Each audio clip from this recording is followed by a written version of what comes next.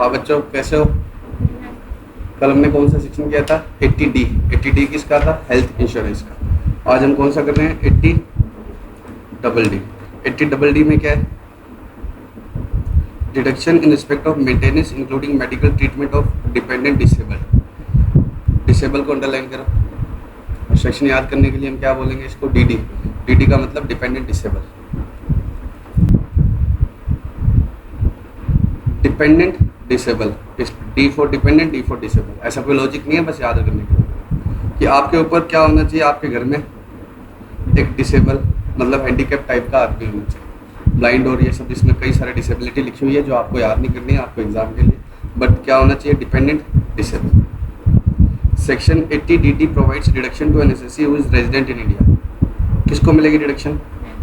Resident होना चाहिए और इंडिविजुअल और HUF। तो किसको ये डिडक्शन मिलेगी? इंडिविजुअल और HUF को, और वो भी कौन से होने चाहिए? रेजिडेंट। तो अगर उन्होंने क्या किया है, उनके परिवार में, मतलब अभी आगे बता देंगे कि कौन कौन फैमिली मेम्बर में कवर होगा, कोई डिपेंडेंट है, उनमें कोई उसके ऊपर कोई डिपेंडेंट है और वो क्या है? डिसेबल है, तो उसके ट्रीटमेंट पर जो एक्सपेंस करेंगे वो क्या हो जाएगा? आपको डिडक्शन मिलेगा। उसकी क्या मिल जाएगी? डिडक्शन। ठीक है। Maintenance including treatment. ट्रीटमेंट की तो मिलेगी प्लस क्या है? मेंटेनेंस की। मेंटेनेंस का मतलब वो ठीक नहीं होगा लेकिन प्रॉपर तरीके से रह पाएगा, तो मेंटेनेंस इंक्लूडिंग मेडिकल ट्रीटमेंट। तो चाहे ट्रीटमेंट करवाओ चाहे उसके मेंटेनेंस पर खर्चे करो, जो क्या है? डिसेबल है। जो क्या है? डिसेबल है। तो इसमें कोई प्लानिंग हो सकती है? नहीं, क्योंकि आप किसी को डिसेबल थोड़ी कर दोगे रिडक्शन लेने के लिए। ठीक है।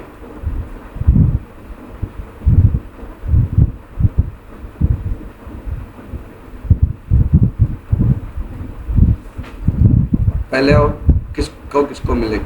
अगर इंडिविजुअल है तो कौन कौन डिसेबल हो तो चलेगा? Spouse, children, parents, brother, sister. और लाइन ही क्या शुरू हो रही है? डिपेंडेंट। तो मेरे पे डिपेंडेंट तो ये सारे ही होने ही चाहिए, सारे ही डिपेंडेंट। आगे लिखा हुआ है ओनली और mainly dependent on such individual and not claim deduction under 80U of the computation of income. ठीक है। 80U क्या है मैं अभी बाद में डिस्कस करता हूँ। तो उसमें अब क्या है? ये मिस्टर ए और ये मिस्टर ए की वाइफ है, उसके लिए स्पाउस है, और ये क्या है? डिसेबल है। और मिस्टर ए ने इसके ऊपर कितने रुपए का एक्सपेंस किया? मान लो 30,000 रुपये का। तो मिस्टर ए 30,000 रुपये की क्या ले लेगी? डिडक्शन। वो एक्सपेंस चाहे इसकी मेंटेनेंस पर हो चाहे इसके क्या हो? ट्रीटमेंट पर। मेंटेनेंस का मतलब आप तरीके से अच्छे से रह लेंगे लेकिन आपका ठीक नहीं होगा। समझ रहे हो ना? जैसे मान लो कि कोई बीमार है तो उसके लिए टीम लगा दी मैंने। ठीक है। तो बीमार तो नहीं है, इसमें तो डिसेबिलिटी है। ठीक है। तो उस डिसेबिलिटी के मेंटेनेंस में, ठीक है, उसके चलने फिरने के लिए उसके एक साथ आदमी लगा दिया, तो वो मेंटेनेंस का तो हो गया, लेकिन क्या अभी हुआ? मतलब आदमी मतलब डॉक्टर टाइप का लगा दिया लेकिन उससे ठीक नहीं होगा। और ट्रीटमेंट हो तो भी चलेगा। ट्रीटमेंट हो चाहे क्या हो, मेंटेनेंस किसका?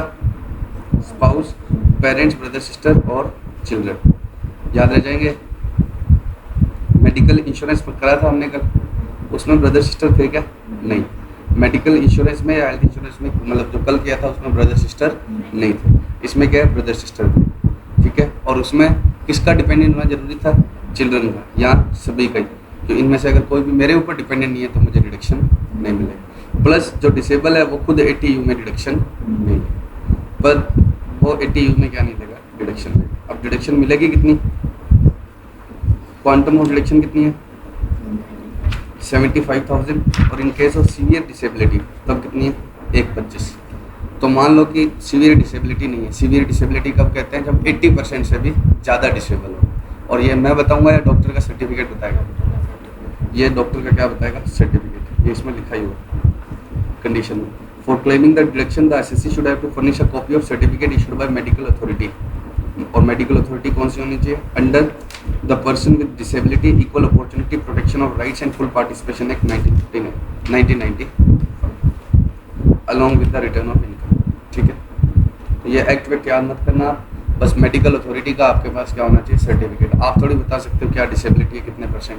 आप ये नहीं बता सकते तो जुकाम है तो कोरोना है नॉर्मल, तो ये आपको नहीं बताना है, तो डॉक्टर का सर्टिफिकेट होगा। ठीक है। कितने तक की डिडक्शन मिलेगी? 75। अगर उसमें लिखा हुआ है सीवियर डिसेबिलिटी नहीं है, सर्टिफिकेट में लिखा है सीवियर डिसेबिलिटी नहीं है, और आपने एक्सपेंस किया कितने का? 120, तो कितने की डिडक्शन मिलेगी? पक्का। और आपने एक्सपेंस किया कितने का? एक 40 का, सीवियर डिसेबिलिटी नहीं है तो अभी कितने की डिडक्शन मिलेगी, और सीवियर है तो फिर कितने की मिल जाएगी 120, ठीक है, फिर कितने की मिलेगी 120। अभी मैं बात करूँगा इस क्वांटम ऑफ डिडक्शन पर, एक बहुत तगड़ी चीज़ है, बाद में बात करते हैं।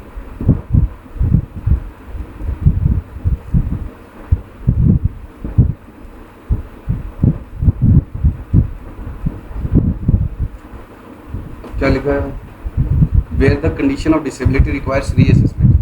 डिसेबिलिटी की कंडीशन क्या चाहिए, रीअसेसमेंट चाहिए। रीअसेसमेंट का मतलब क्या है भाई, उसने सर्टिफिकेट दिया 5 साल का, 5 साल के बाद दोबारा क्या करना पड़ेगा, चेक। तो 5वें साल के बाद दोबारा डिडक्शन कब मिलेगी, जब फ्रेश सर्टिफिकेट लोगे। Fresh certificate from medical authority shall have to be obtained after the expiry of period mentioned in original certificate in order to continue the claim the deduction. अगर आपको डिडक्शन कंटिन्यू करनी है 5 सालों तक ले ली, अब 5 साल के बाद रीअसेसमेंट होगा तो 6ठे साल डिडक्शन तभी मिलेगी जब क्या, ठीक है। 5 साल का नहीं होता ये, मतलब कम साल का होता है, ठीक है। लेकिन जो भी है, जितने भी साल का दिया हुआ है, तो दोबारा चाहिए तो दोबारा आपको क्या लेना पड़ेगा, फ्रेश सर्टिफिकेट। किस तरह की बीमारियों के लिए मिलेगी बच्चों ये डिडक्शन। अब ये तो अच्छा, एक मिनट स्टार्ट, मैं वापस से बोल रहा हूँ, ठीक है। एक बार वापस से सारा वापस से बोल रहा हूँ, ठीक है। आपको क्या करना है, मेंटेनेंस करना है, किसका मेंटेनेंस करना है, मेडिकल ट्रीटमेंट करना है, किसका, डिपेंडेंट डिसेबल का।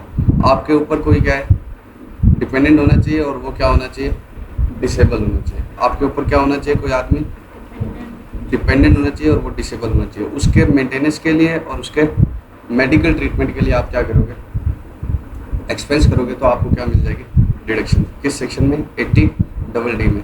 कितने की मिलेगी, अगर 80% से कम है तब तो 75,000, और डिसेबिलिटी 80% और मोर है, जिसको हम क्या बोलते हैं, सीवियर डिसेबिलिटी, तब कितनी मिलेगी, 125। और इसके लिए कंडीशन क्या है, आपके पास मेडिकल अथॉरिटी का क्या होना चाहिए, सर्टिफिकेट होना चाहिए। और सर्टिफिकेट अगर रीअसेसमेंट करवाना है, बी पॉइंट में क्या लिखा है, अगर बीमारी सर्टिफिकेट 2 साल के लिए मिला है तो तीसरे साल डिडक्शन तभी मिलेगी, रीअसेसमेंट करवाओगे जब वापस से सर्टिफिकेट ले आओगे तब, ठीक है। पेमेंट क्वालिफाइंग फॉर डिडक्शन, क्या पेमेंट करनी है आपको, any amount incurred for medical treatment. Medical treatment के लिए लगाओ, चाहे नर्सिंग के लिए, ट्रेनिंग के लिए, रिहेबिलिटेशन ऑफ डिपेंडेंट। जैसे कोई किसी का हाथ टूटा हुआ है या तो अपाइज हो गया है, तो क्या करोगे, या जैसे उसको मतलब उसकी ट्रेनिंग के लिए कि थोड़ा थोड़ा आपका हाथ हिलने लग जाएगा, नहीं चलता है मतलब, तो भी आपका थोड़ा बहुत मूवमेंट, उसकी ट्रेनिंग और के लिए तो भी चलेगा। नर्सिंग मतलब मेंटेन करने के लिए, और मेडिकल ट्रीटमेंट तो आप समझ लीजिए। रिहेबिलिटेशन मतलब वापस से ठीक करना।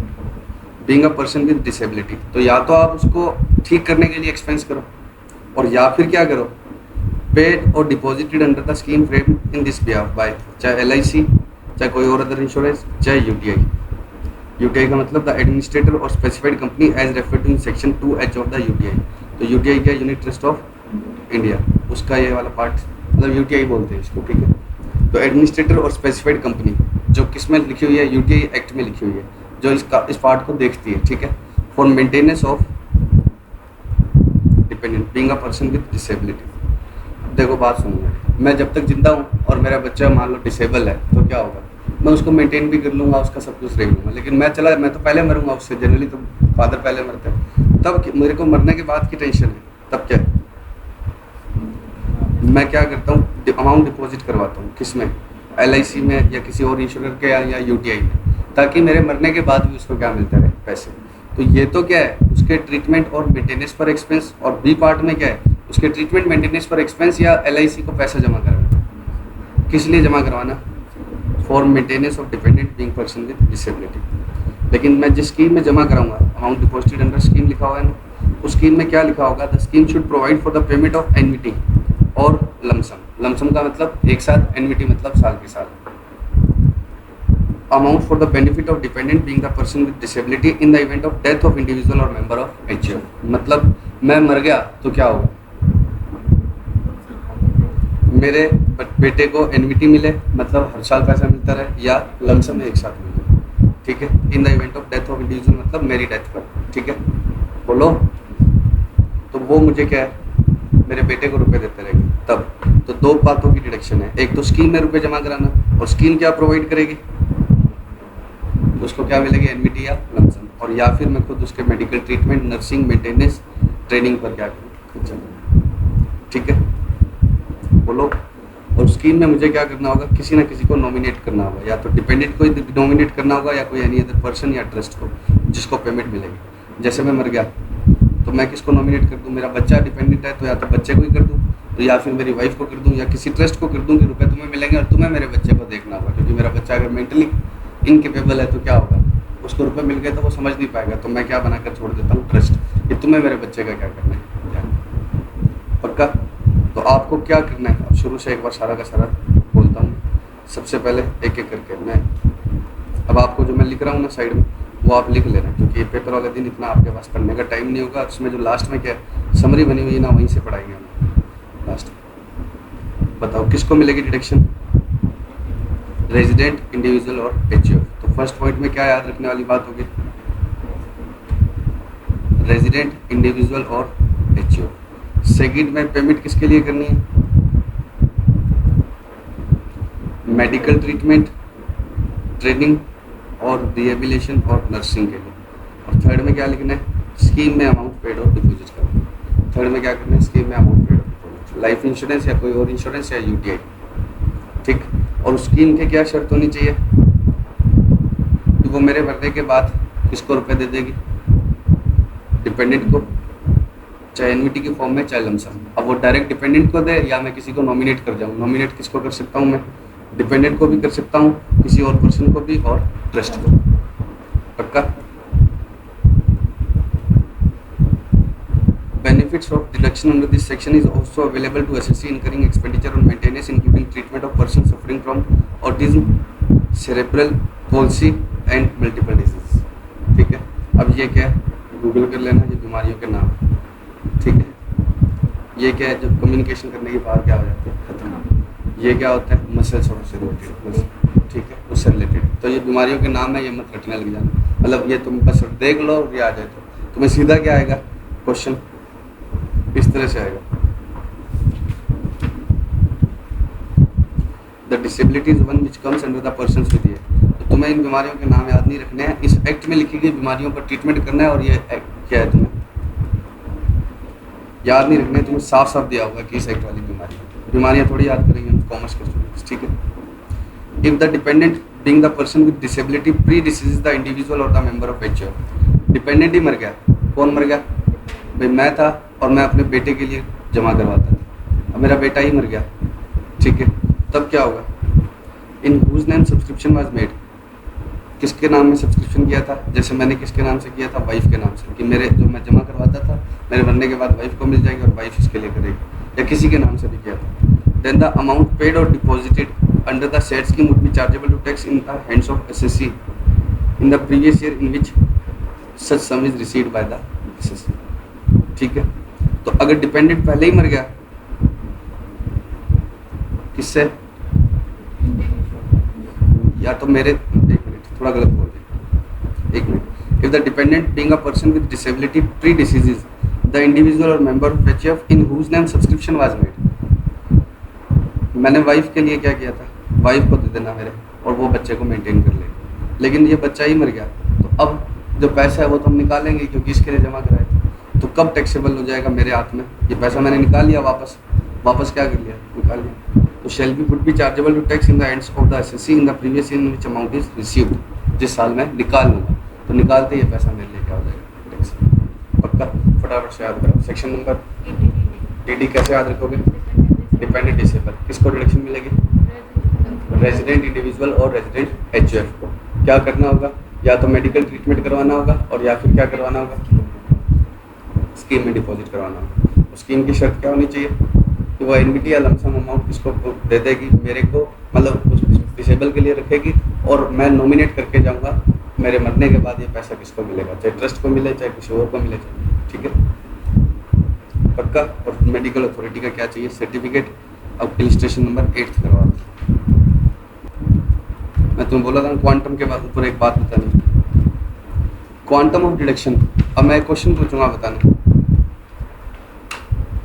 क्वांटम ऑफ डिडक्शन, मैं क्वेश्चन पूछूंगा, बताना। मैंने 90,000 का एक्सपेंस किया और सीवियर डिसेबिलिटी नहीं है तो कितने की डिडक्शन मिलेगी? मैंने 60 का किया तो कितने की मिलेगी? 75 ही मिलेगी। ऐसा नहीं मिलेगा 60, क्योंकि यहाँ ये नहीं लिखा हुआ अमाउंट स्पेंट और 75,000 विच एवर इज लोअर। इधर तो क्या लिखा हुआ है कि आपको सीधी कितने की मिलेगी? 75 और 125। ऐसे नहीं लिखा हुआ। तो सर ये तो फिर खर्चा कम करेंगे तो भी ज़्यादा की डिडक्शन ले लेंगे, इसमें तो प्लानिंग हो जाएगी। क्या प्लानिंग हो जाएगी? आप डिसेबल कर दोगे क्या प्लानिंग करने के लिए किसी को? तो इसमें खर्चे पर डिपेंडेंट नहीं है, बस मैं ये क्या है 75 और 1.25 लाख की डिडक्शन, खर्चा आप चाहे कम भी कर दो। अब पढ़ो क्वेश्चन नंबर 8 और 9। Mr. X is a resident individual. He deposits a sum of rupees 50,000 with LIC every year for maintenance of his handicapped grandfather, who is wholly dependent on him. क्या ये फैमिली का part है क्या? नहीं। Family में कौन कौन थे?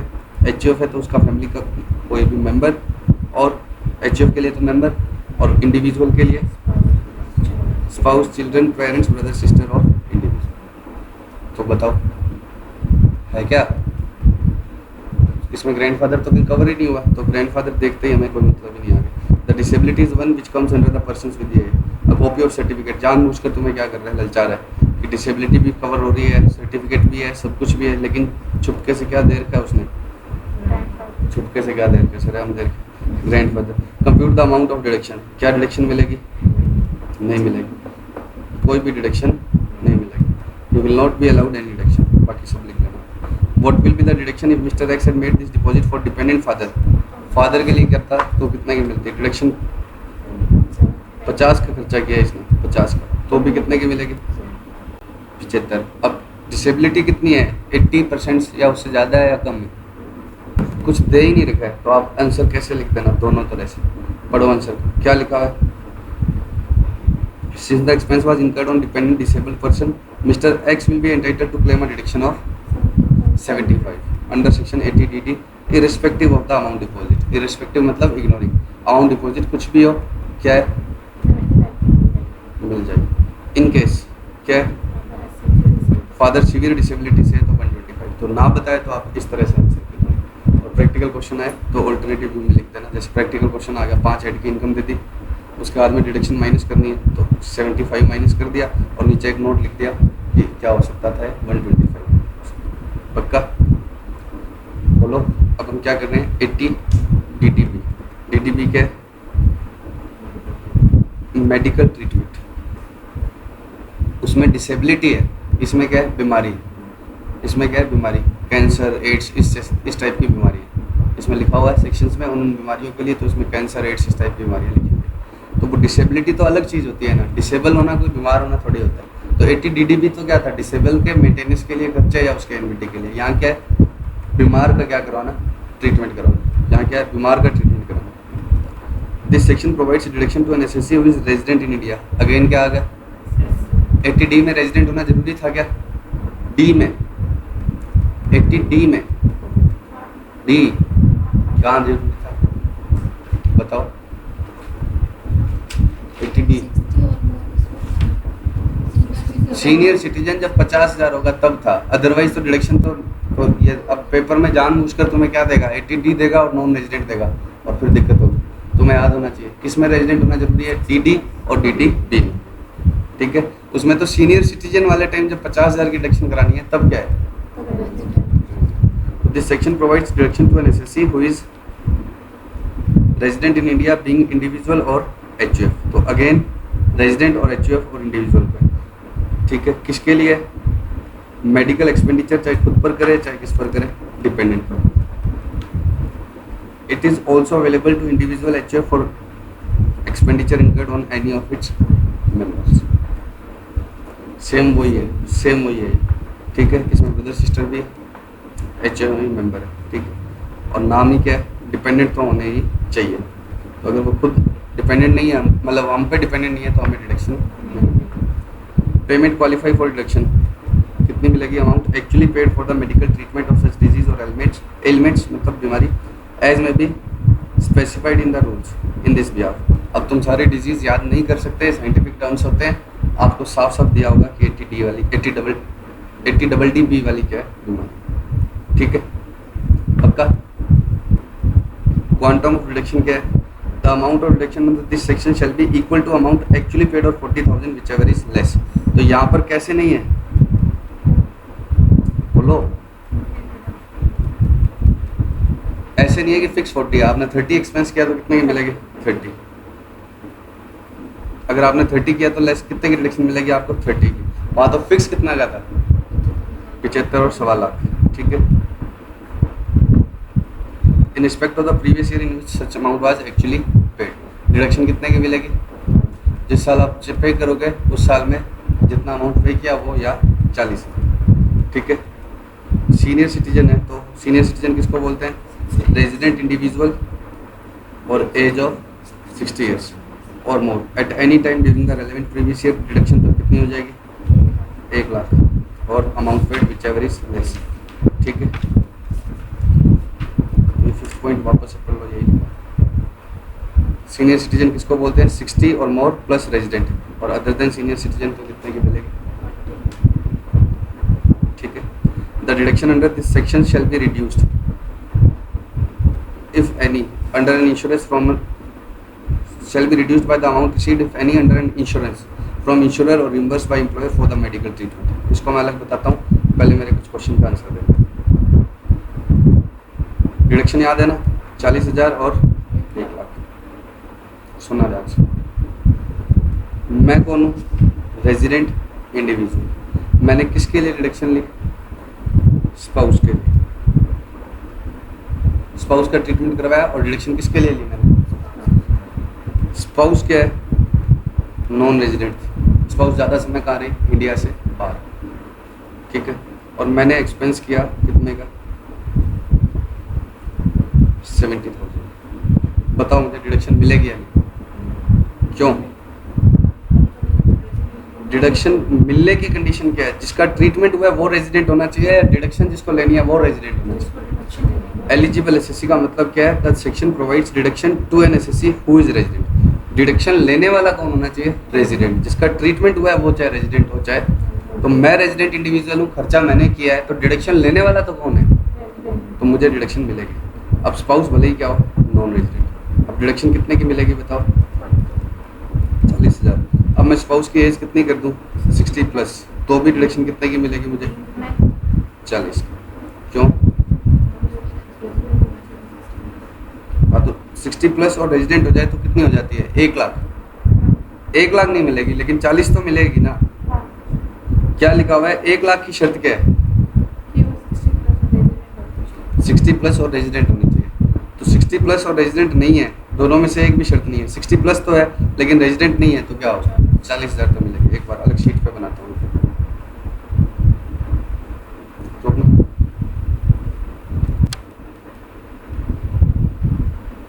मिस्टर ए क्या करवा रहे हैं? ट्रीटमेंट। किसका? मिसिज ए का। ठीक है। अमाउंट हर बार इन्होंने कितनी स्पेंड की है?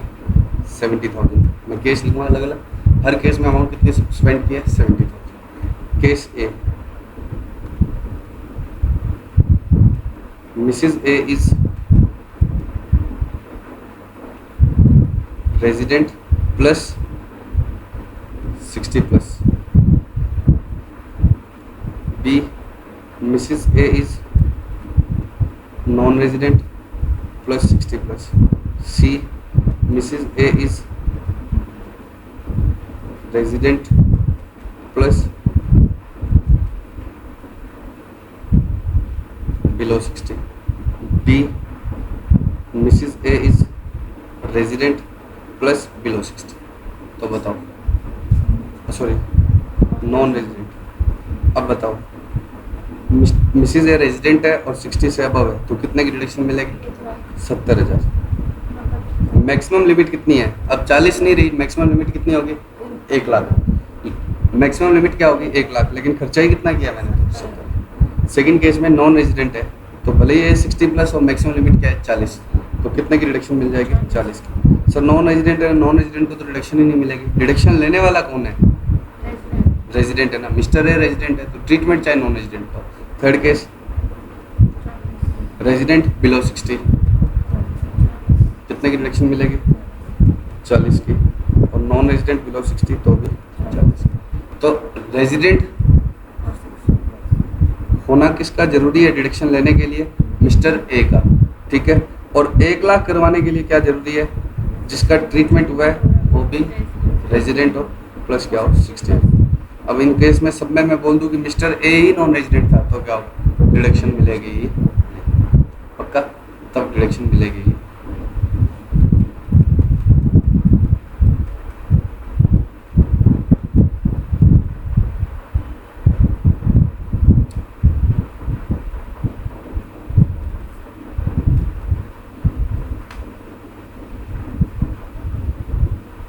कंडीशन इसमें फिर से वही है, no such deduction shall be allowed unless the assessee obtains the prescription from for medical treatment from a, सारे आप पढ़ लेना, मैं ये साइंटिफिक टर्म्स है।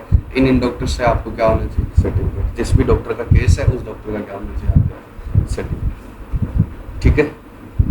बोलो, अब एक लाइन छोड़ी थी ना मैंने, the deduction under this section shall be reduced by the amount received if any under the insurance from an insurance, ठीक है। तो अगर आपको इंश्योरेंस क्लेम मिल गई या आपके एम्प्लॉयर ने आपको क्या दे दिया? रिम्बर्समेंट दे दिया कि हम तुम्हारे ट्रीटमेंट के पैसे देते हैं, तब डिडक्शन क्या हो जाएगी? रिड्यूस। अब देखना मैक्सिमम लिमिट कितनी है, मान लो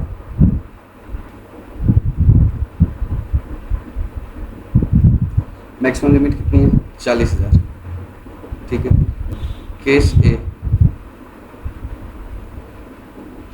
एक्सपेंस कितने का हुआ? 70,000।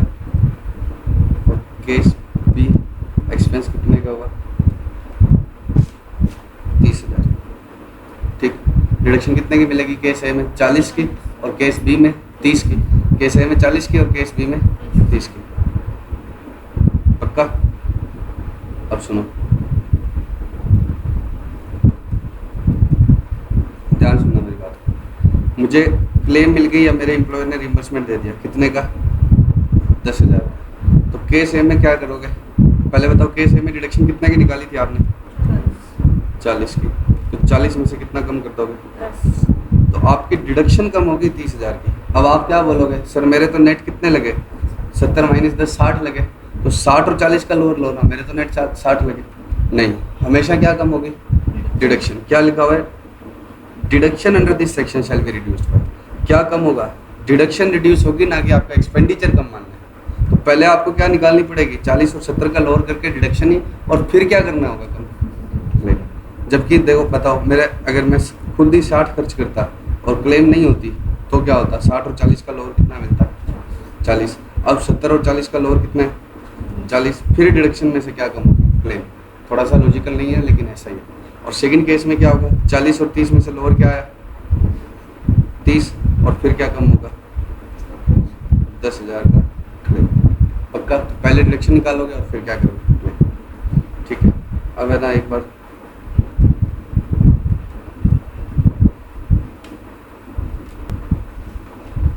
पेज नंबर 7.78 पर आ गया। मैं यहाँ पर लास्ट में क्या दी हुई है? समरी।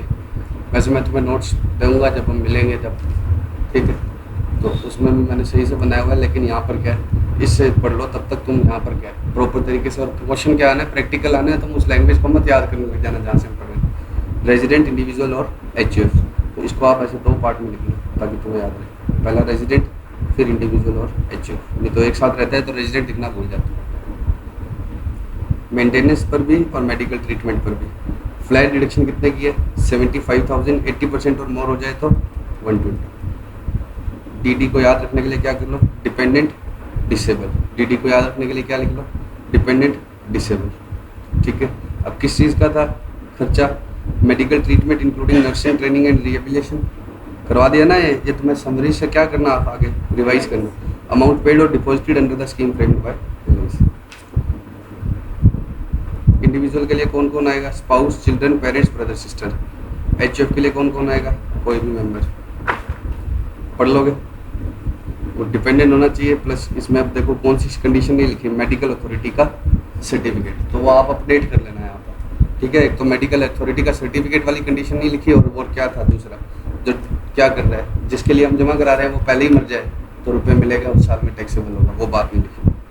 ठीक है, अब पूरा सारा कुछ ही लिख दे तो फिर समरी का है, थोड़ा बहुत आप इसको क्या है उधर लिख के 2 पॉइंट और इसको कर लेना, बाकी मैं तुम्हें नोट्स दूंगा, उसमें क्या समरी में भी पूरा सब कुछ है, लेकिन वो तो तभी हो पाएगा जब हम मिलेंगे। उसके बाद में क्या कर रहे हैं हम 80 DDB, इसमें भी क्या है रेजिडेंट इंडिविजुअल रेशियो, फिर 2 कंडीशन बना लो, उसमें क्या है डिपेंडेंट डिसेबल, इसमें क्या है बी फॉर बीमार, बी फॉर ठीक है डिजीज के लिए, ये किसके लिए वो डिसेबिलिटी के लिए, ये क्या डिजीज के लिए। और इसमें 40 और 1 lakh which ever is lower, क्या 40 कब होगी जब नॉर्मल है, और 1 लाख कब होगी जब सीनियर सिटीजन है, लोअर कैसे हो गया 40 1 लाख और amount spent which ever is lower. ठीक है, माइनस इसमें से क्या कर देना है अमाउंट रिसीव, डिडक्शन निकलने के बाद आपको क्या करना है इंश्योरेंस क्लेम जो मिली है वो या एम्प्लॉयर ने दिया। पक्का? तो आज कौन से 2 सेक्शन हो गए, टोटल कितने हो गए तुम्हारे 3, 80D 80DD 80DD।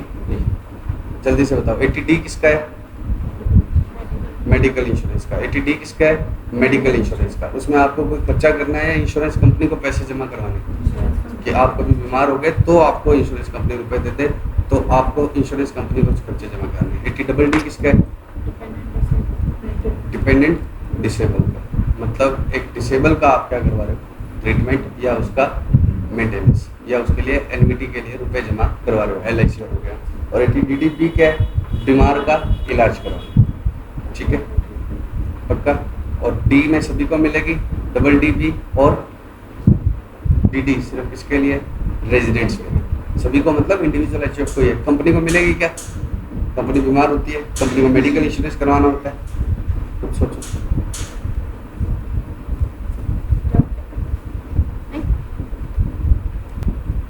ठीक है, अब हम एक सेक्शन और कर रहे हैं क्या 80E। 80E क्या है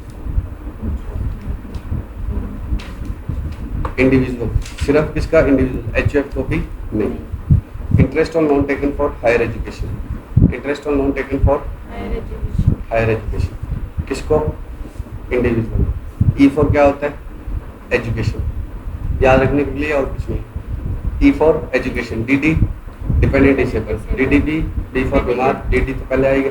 उसके बाद 80D क्या है 80D क्या था medical insurance. Interest on loan taken for higher education, interest on loan taken from any financial institution और अप्रूव चैरिटेबल इंस्टीट्यूशन। किससे लोन लेना है आपको, या तो फाइनेंशियल इंस्टीट्यूशन से या charitable institution, approve charitable institution. ठीक है, लोन किसके लिए लेना है आपको for pursuing is higher education, और हायर एजुकेशन किसका रिलेटिव का। और यहाँ रिलेटिव का मतलब क्या है सिर्फ स्पाउस और चिल्ड्रन, ना ब्रदर सिस्टर ना पेरेंट्स। ठीक है, बार बार चेंज होता रहेगा, आपको याद रखना चाहिए किस सेक्शन में कौन से किस में। और द इंडिविजुअल ऑफ द और the student for home individual is legal guardian. सुनना ध्यान से, मिस्टर ए ने लोन लिया किसके लिए मिसिस ए को पढ़ाने के लिए। क्या मिस्टर ए को डिडक्शन मिल जाएगी बोलो, खुद के लिए यस। क्या लिखा हुआ है फॉर हिज हायर एजुकेशन और स्पाउस की हायर एजुकेशन। मिस्टर ए ने अपने बच्चे की हायर एजुकेशन के लिए लोन लिया, मिल जाएगी। मिस्टर ए ने अपने फादर की हायर एजुकेशन के लिए लोन लिया, नहीं, फालतू की बकवास। तो बेटे को पापा को पढ़ाते हुए देखा, अब कुछ सोचो कि पेरेंट्स डालने की आवश्यकता क्या है इसमें। एक पापा बेटे के लिए लोन लेंगे पढ़ाने के लिए, लेकिन बेटा पापा को पढ़ाने के लिए लोन लेंगे, तो बताओ इसमें याद रखने की क्या बात है। बस इसमें भाई बहन इसमें कवर। ठीक है, तो इसमें सिर्फ कौन है स्पाउस और चिल्ड्रन। ठीक है, इसमें डिपेंडेंसी वाली कोई शर्त, ठीक है, इसमें क्या है स्पाउस और चिल्ड्रन और डिपेंडेंट होने वाली कोई शर्त। पक्का? और किसकी रिडक्शन मिलेगी लोन की, नहीं, लोन के इंटरेस्ट की। अब मान लो कि मिस्टर ए ने, मैं मिस्टर ए हूँ, ठीक है, मैंने लोन ले लिया ये नंदनी से सेठ, तो मैंने इससे कितने रुपए का लोन ले लिया 5 लाख। किसको पढ़ाने के लिए, अपने बच्चे को पढ़ाने के लिए। ठीक है, इंटरेस्ट हुआ 50,000, वो मैंने पे किया, इंटरेस्ट हुआ 50,000, और मैंने 1 लाख रुपए का प्रिंसिपल भी पे कर दिया कि धीरे धीरे प्रिंसिपल चुका दूंगा, तो 5 लाख का 10% इंटरेस्ट चुकाया प्लस 1 लाख का प्रिंसिपल। डिडक्शन कितने की मिलेगी 50,000, 1,00,000, 1,50,000, जीरो डिडक्शन मिलेगी, क्योंकि नंदिनी ना तो फाइनेंशियल इंस्टीट्यूशन है और ना ही अप्रूव्ड चैरिटेबल इंस्टीट्यूशन। लोन किससे लिया होना चाहिए? फाइनेंशियल इंस्टीट्यूशन और अप्रूव्ड चैरिटेबल। अब जो मरेगा उसको मरेगा, मेरा काम बताना है, याद रखना आपका काम है। नंदिनी दिख रही है तो ये सर इंस्टीट्यूशन जैसा ही लगता है। ये क्या है? स्टेट बैंक ऑफ इंडिया का भी बाप लगता है, ठीक। ये बहुत मोटा है, पता तुम्हें? चलो, तो ये इंस्टीट्यूशन जैसा लगता है, लेकिन अप्रूव्ड फाइनेंशियल इंस्टीट्यूशन या चैरिटेबल इंस्टीट्यूशन थोड़ी है। और किसके लिए लोन हूँ मैं? जिसके लिए मैं क्या हूँ? लीगल गार्जियन, फिर वो चाहे मेरा बच्चा ना भी हो, ठीक है।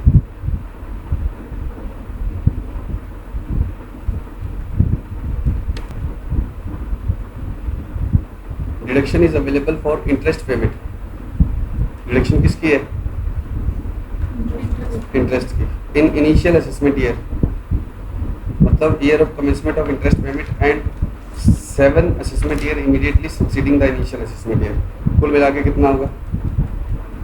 8 सालों तक आपको इंटरेस्ट की क्या मिलेगी? डिडक्शन। पहले तो इनिशियल असेसमेंट ईयर मतलब पहला साल, और उसके बाद में 7 साल और पहला साल कौन सा माना जाएगा? जिस साल में आप पहली बार क्या लेते हो? इंटरेस्ट की डिडक्शन लेते हो। समझो बात।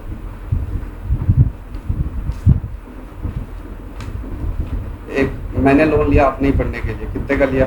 10 लाख। अब मेरे को 3-4 साल तो मेरी पढ़ाई पूरी होगी, तो मैं कहाँ से चुकाऊंगा? ठीक है, एक बच्चे ने लोन लिया, बच्चा मतलब तुम्हारे जितना बच्चा, छोटा बच्चा का नहीं, मतलब 20-21 साल के बच्चे ने लोन लिया और उसके कई सालों तक तो क्या होगी? पढ़ाई पूरी होगी, एजुकेशन लोन लिया। और यहाँ पर उसने क्या किया? जॉब लग गई और पहली बार क्या किया? इंटरेस्ट पे किया। तो पहले साल, दूसरे साल, तीसरे साल, चौथे साल, अगर इसको पहला मानते हो तो टोटल कितने सालों तक डिडक्शन मिलेगी? 8। Initial assessment year plus 7 year, 7 years, तो टोटल 8 सालों तक। अब आपका इंटरेस्ट तब भी नहीं रिपे हो पाया, उसके बाद भी चल रहा है, तो क्या होगा? आपको डिडक्शन नहीं मिलेगी। और अगर इंटरेस्ट ही पहले ही पे हो गया पूरा का पूरा, तब क्या होगा? 4 सालों में पे हो गया, तो फिर आगे 5वें साल थोड़ी मिलेगी, जब इंटरेस्ट ही नहीं। तो कह रहा है until the interest is paid which ever is earlier, ठीक है। अब एक बार इसको कहाँ से देख लेते हैं? स्टार्टिंग से बताओ फटाफट, जब तक मैं उस पेज पर पहुँचता हूँ। क्या क्या है शर्तें? डिडक्शन किसको मिलेगी? इंडिविजुअल को। किस चीज़ की? इंटरेस्ट की या लोन के प्रिंसिपल की भी? इंटरेस्ट की। और उसके बाद में कितने सालों तक मिलेगी? 8 सालों तक। कहाँ से पहला साल कौन सा होगा? जिस साल वो पहली बार क्या करेगा? इंटरेस्ट पे करेगा। लोन किससे लेना है? फाइनेंशियल इंस्टीट्यूशन या charitable, approved charitable institution. Approved charitable institution मतलब जैसे 13% ट्रस्ट है तुम्हारा, जैनों का क्या है? 13% ट्रस्ट, जो अप्रूव्ड है, ठीक है, चैरिटेबल पर्पस, ठीक है। ये आप अपने आप पढ़ोगे, कोई दिक्कत नहीं है। ये भी आप अपने आप पढ़ोगे। लोन किसके लिए लेना है? हायर एजुकेशन के लिए। अब हायर एजुकेशन का मतलब क्या है? वहाँ नहीं लिखा था, इसमें बस आपको मैं जो बोल रहा हूँ बोल गलत। It means any course of study including vocational course pursued after passing senior secondary exam. मतलब क्या? 12th के बाद का कोई भी कोर्स, 12th के बाद का कोई भी कोर्स। वोकेशनल कोर्स क्या होता है? जिसमें ट्रेनिंग सिखाया जाता है ज़्यादा, ना कि थियोरेटिकल स्टडी, ठीक है। और इट्स इक्वलेंट, जैसे समझते हो ना 12th बोर्ड के इक्वलेंट है ये वाली चीज़ें। तो 12th या उसके बाद का कोई भी कोर्स क्या होगा? हायर एजुकेशन में कवर होगा। तो आपने 10वीं पढ़ने के लिए लोन लिया तो 10th पढ़ने के लिए कितने पैसे चाहिए होते हैं मैंने, लेकिन अगर लोन लिया तो क्या होगा? आपको डिडक्शन नहीं। ये लास्ट लाइन में इसमें ढंग से लिखा हुआ, therefore interest on loan for pursuing any course after 12th और its equivalent will qualify for deduction. Period of deduction उसमें भी है। अप्रूव्ड चैरिटेबल इंस्टीट्यूशन का मतलब क्या है? जो सेक्शन 80G में आएगा। तो जब 80G आएगा तब मैं बताऊँ, ठीक है। इंस्टीट्यूशन या तो वहाँ पर अप्रूव्ड हो और या फिर अप्रूव क्या हो? प्रेस्क्राइब्ड अथॉरिटी से। फाइनेंशियल इंस्टीट्यूशन क्या होता है? याद रखने की जरूरत नहीं है, बैंकिंग या कोई और फाइनेंशियल इंस्टीट्यूशन, ठीक है। ये लिखा हुआ है 1023C, ये क्या है? इनकम टैक्स में अप्रूव्ड फाइनेंशियल इंस्टीट्यूशन किसको माना जाएगा? जब 1023C में प्रिस्क्राइब्ड अथॉरिटी से अप्रूव्ड हो और या फिर क्या हो? 80G में। तो आपको ये मत याद रखना। कौन सा पॉइंट आप इग्नोर कर सकते हो? 6th और 7th, ठीक है। पढ़ो। Mr B has taken a loan for 3 educational loan. कितने एजुकेशनल लोन लिए मिस्टर बी ने? 3। On 1 April 2019, details of which are given below. पहला लोन किसके लिए लिया है? बी के लिए। क्या करेगा वो? MBA। दूसरा लोन किसके लिए लिया है? सन के लिए। वो क्या करेगा? BSc। तीसरा लोन किसके लिए लिया है? डॉटर के लिए। वो क्या करेगा? डॉटर करेगा? डॉटर करेगी BA। बताओ डॉटर क्या करेगी? चलो ठीक है, मान लेते हैं BA करेगी। अमाउंट ऑफ लोन कितने का हैगा? 5 लाख, 2 लाख और 4 लाख। क्या बेचारे डॉटर CA भी कर रही? 5 तो डॉटर है, तो डॉटर है।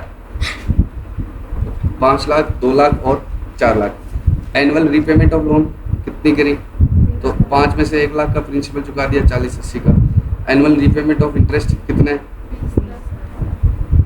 किसकी रिडक्शन मिलेगी? 20 की भी मिलेगी, 10 की भी मिलेगी और 18 की।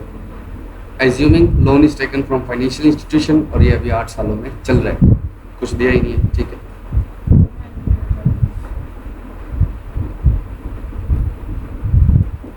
अच्छा लोन 2019 में लिया, तो लोन लेने से 8 साल पूरे नहीं हुए तो प्रिंसिपल, ये तो ठीक है।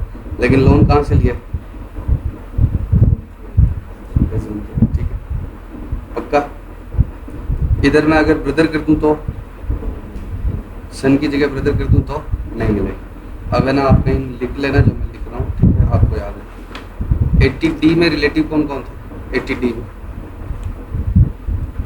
बताओ। स्पाउस, सबसे पहले स्पाउस याद आता, फिर डिपेंडेंट चिल्ड्रन, फिर पेरेंट्स। और पेरेंट्स के लिए तो अलग से और था स्लैब, याद है 25-50 का।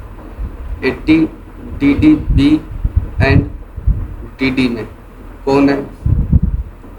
स्पाउस है, चिल्ड्रन है, ब्रदर सिस्टर है और पेरेंट्स भी है।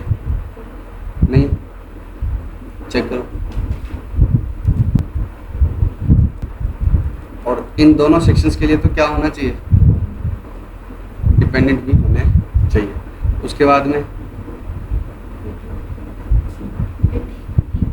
80E कौन चलेगा? स्पाउस और चिल्ड्रन। पेरेंट्स लॉजिकली नहीं है, बच्चा बाप को पढ़ाएगा क्या? पढ़ा के देख लेना, घर पे बता दे, ठीक है। तो लॉजिकली नहीं। प्लीज, धन्यवाद।